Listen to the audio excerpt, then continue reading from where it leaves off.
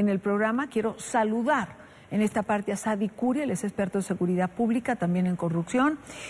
Bienvenido a la tarde de NTN 24. Señor Curi, gracias por acompañarnos. Y Dania, buenas tardes, gracias a ustedes. ¿Cómo, es decir, para asumir la reconstrucción que le queda a México por delante, lo menos necesario es una fractura entre la sociedad y el gobierno, entre la sociedad y la clase política? Finalmente son ellos los que manejan las instituciones y de alguna manera hay que crear puentes. ¿Por qué este malestar? ¿Por qué esta insatisfacción?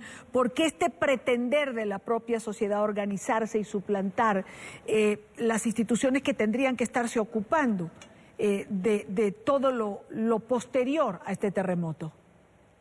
Claro.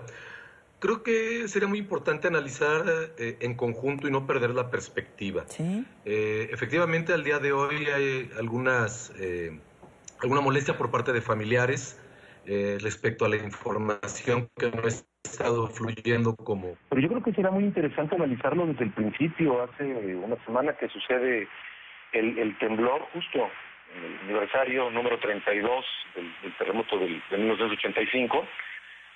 Yo creo que las imágenes nos dicen una cosa totalmente distinta. Yo creo que la manera en la que se hermanaban la sociedad y el gobierno fue evidente y eso salió a la luz y lo vimos todos. Creo que la respuesta del pueblo mexicano es muy distinta ante acontecimientos violentos, donde asumen una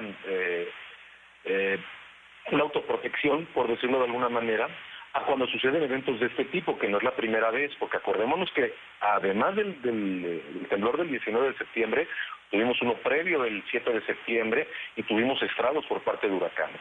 Yo creo que el común denominador ahí ha sido la manera en la que se solidariza el pueblo mexicano con las autoridades. Podemos ver la manera en la que estaban laborando rescatistas civiles, la Marina, el Ejército, Policía Federal e inclusive rescatistas internacionales. El descontento que se da en estos momentos quizás atienda más a la desesperación de las personas que están perdiendo sus familiares y la falta de información que da el gobierno, y esta falta de información atiende también a algunos otros factores. Entonces yo creo que no estamos en una situación tal donde se haya suplantado la autoridad. Creo que hay una gran diferencia de lo que pasó en el terremoto del 85, donde la autoridad fue ausente, privó por su ausencia. El presidente Miguel de la Madrid en aquel entonces no fue sino hasta después de varios días que se aparece en el lugar del desastre, y aquí fue distinto. Creo que ha sido la gran diferencia que la historia nos ha marcado entre los acontecimientos del 85 y los del 2017. La manera en la que la autoridad acudió de inmediato y la manera en la que toda la sociedad mexicana salió en ayuda. Ahora, señor Curi, usted decía, se quejan, lo que es comprensible porque no tienen la información que les gustaría tener o que requieren. Y usted dice, esto obedece a factores particulares. ¿Cuáles serían estos factores? Podría ser, se dieron eventos donde los familiares y los civiles querían ingresar a los edificios a llevar a cabo labores de rescate, pero la autoridad había determinado que eran edificios que se encontraban literalmente pendiendo de un hilo. Vamos, un movimiento brusco, un movimiento incorrecto y podía hacer que se desplomara el edificio. Lo que la autoridad ordenó fue que se salieran los rescatistas y esperar que llegara personal calificado para los rescates. En ese momento la ciudadanía lo interpretó como que no quería hacer nada del gobierno. También se rumoró mucho que el gobierno iba a meter maquinaria pesada para demoler los edificios y suspender el rescate, cuando la realidad era que iban a llevar maquinaria pesada para poder levantar losas que pesaban toneladas. Yo atribuyo que la ciudadanía y algún sector está ya desesperado porque han pasado varios días, tiene noticias de que hay familiares vivos, que pudieran estar vivos, y ante la desesperación de que quisieran sacarlos, entra en esta situación. No descarto que así ha sucedido, que el gobierno haya tenido algunos canales de comunicación incorrectos, como lo que referían en el reportaje de hace unos segundos, donde un cuerpo sin vida de una persona se encontraba en la morgue desde hace algunos días y no se lo habían informado al familiar. Pero insisto, no perdamos la perspectiva, fue un evento catastrófico que se dio de manera súbita. Entonces, yo creo que de alguna manera la autoridad ha respondido de la mejor manera. Lo difícil es lo que sigue. En este difícil continuar, usted mismo lo ha calificado. ¿Cómo asumir esta reconstrucción que tiene México por delante? Es multifactorial y no me daría el tiempo para poder sugerir o proponer muchas de las cosas que debe haber.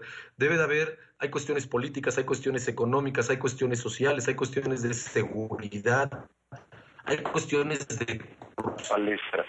Vamos, creo que es un momento muy interesante desde cuestiones de esta famosa generación de los millennials, que se les calificaba como una generación perdida, desinteresada, floja, y resulta ser que son los jóvenes millennials los que sacaron la cara por este país ahora que sucede esta catástrofe.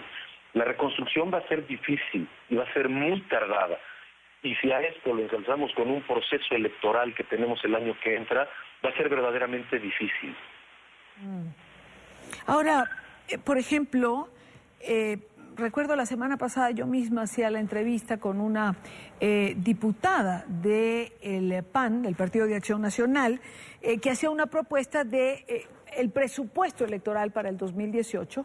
Usted acaba de mencionar ese año electoral, fuera destinado en buena parte, creo que mencionaba el 75% para la reconstrucción. Hoy he visto que el partido de gobierno, el PRI, ha hecho también una propuesta similar, hablando del 100%. Creo que, es decir, van a tener, dicho de una forma coloquial, echar mano a todo para poder asumir los costos de una reconstrucción en esta dimensión.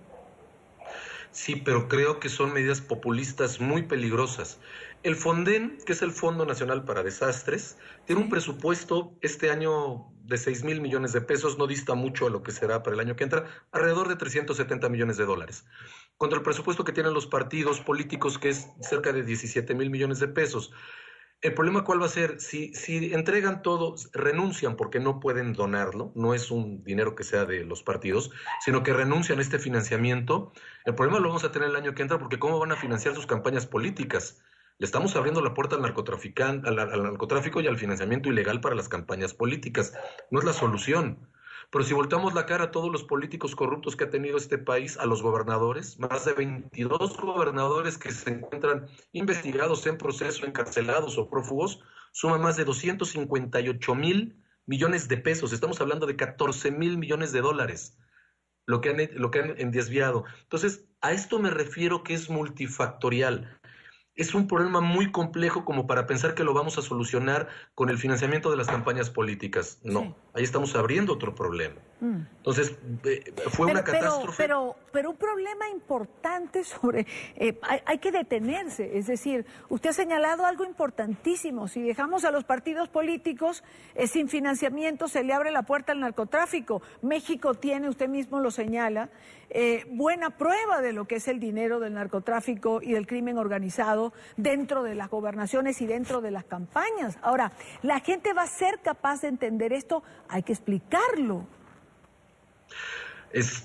Insisto, por eso es complicado. La gente en estos momentos lo que le interesa es, pongámonos a pensar, seamos empáticos. Hay gente que perdió todo, y absolutamente todo. Y al decir todo salió corriendo y lo único que tienen en esta vida es la ropa que llevan puesta.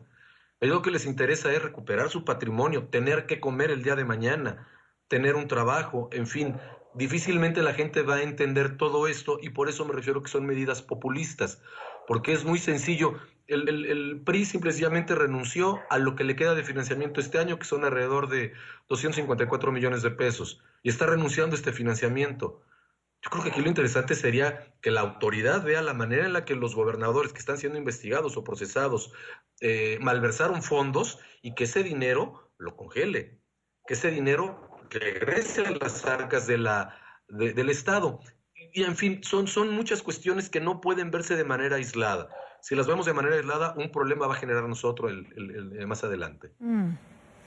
Bueno, usted lo ha dicho, es una etapa difícil la que tiene México por delante y distintas formas de asumirlo. Esta es una buena propuesta, ¿no? Recuperar los fondos de los gobernadores que malversaron el dinero y que regrese a las arcas para que pueda ser utilizado en esta reconstrucción. Hay un reto muy grande y las autoridades tendrán que plantarse sobre propuestas completas para explicar a la ciudadanía, para intentar que en medio de la desesperación, que como usted señala, esa persona que solamente tiene la ropa que lleva encima pueda entender que hay dinero que va a destinarse a las campañas y no a la reconstrucción. Nada fácil lo que tiene México por delante. Señor Curi, como siempre, un placer tenerlo en el programa. Gracias por acompañarnos. Y Dani, agradezco a ustedes, muy amables por la consideración.